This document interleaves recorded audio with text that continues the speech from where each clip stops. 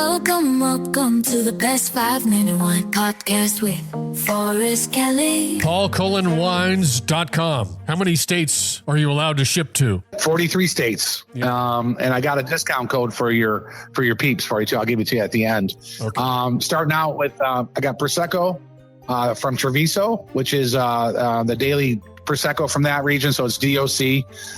From Canigliano, it's a lot more money, and it's DOCG, which is amazing also. But I wanted to have, we call it the Roadie, speaking of Roadie. So, and I don't mean you drink that when you're driving.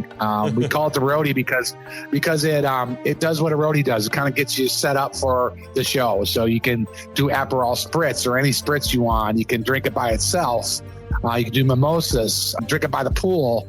So that one's called the Roadie. And then the next sparkling is the Lambrusco, which I talked about, which is, dry, fizzy, cold red wine, unlike Riuniti.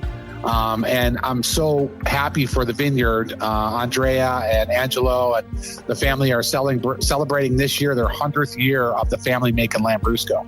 And in fact, I'm taking my group there in October for a tasting and a visit. And then go to the white. It's Arneis. So Arneis is a grape from the northern part of Italy, and it's sort of like in between. If you like Pinot Grigio or you like Chardonnay, it's kind of in between. It's more of a medium to full body, not a lot of acidity, no tannins because it's not done in oak. But it's got peach and pear. It's really friendly wine just to drink by itself, and of course it goes great if you're doing burrata and peach salad or something along those lines. And in fact, Arneis in Italian means little rascal. So it's a real hard grape to grow, and I sort of love that whole backstory on that. And then our Rosé is our Rockin' Rosé, and it's based Nebbiolo-based from Langhe. So it's basically the Barolo grape. And then also blended in that is Barbera from that region, and then Dolcetto. So it's a darker, richer rosé because it's left on the skins a little longer than normal, and Dolcetto has dark skins already, or darker than most. And then we'll go to our first red, which is the Barbera di Asti. It's obviously Barbera from Asti. This one's all vinified in steel, so it's nice and clean, low tannins. If any at all, spicy, bright, just a lovely food wine, especially with any kind of, mushroom risotto and sausage and all along those lines. And then we have our Rock Rosso, which is Nebbiolo again with Cabernet Sauvignon and Barbera. And that one's in oak for 12 months. So it has a little bit more structure than the Barbera. And for those cab drinkers and Barolo lovers, it's right along those lines. And then we finish up with our Moscato di Asti, which is one of my favorites. I'm not just saying it because it's mine. So it's slightly sweet, not overly sweet, and it almost has a dryish finish to it. But it goes great, with our desserts. People are amazed sometimes. They're like, "Wow, this is really good." I'm like, "Dude, my name's on it. If you're building a brand, you can't have crappy wine. No.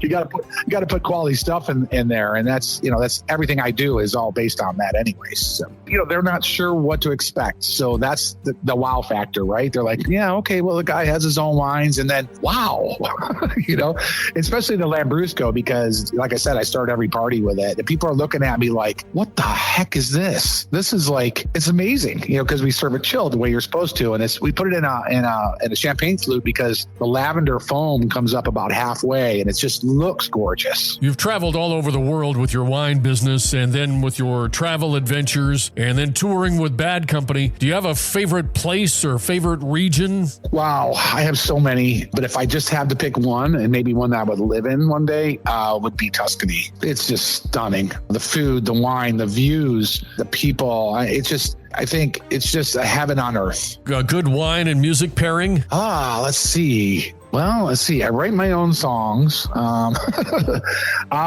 think... Spill the wine. No, I don't know. I think my song Dream Dance that I wrote for my wife, that was my first original. And it was written about the Piemonte region that we were there. So I would say with that song would be a Barolo. Besides yourself, the most famous person you've come in contact with? Wow. Yeah, myself not included for sure. I'm only semi-famous. I would say I've cooked for Ryan Phillippe, the actor. Yeah. He was super cool. I've cooked for him twice, actually. And then I think God, I met so many cool people. I think David Gilmour from Pink Floyd was my fave. And he's a lovely guy. He's a lovely guy too. Well, yeah. Now, would he be okay with you saying that term, lovely guy? Sure. I think they didn't like that. Yeah. That's English kind of flavor to it. Yep. If you could have anybody alive, past, or in history, whatever, at your table. I think it would be Mick Ralphs from Bad Company. He just passed away just a little while ago, and he was 81. He's the one that turned me on to wine, on the tour bus. So I think he would really appreciate my wines and the way I cook. And in fact, it'd be great to have him and Simon Kirk both at the table, the drummer from Bad Company, so I could show him that I'm not just a great bass player. The best 5-minute wine podcast. Don't forget my favorite part. Please like and follow. Oh.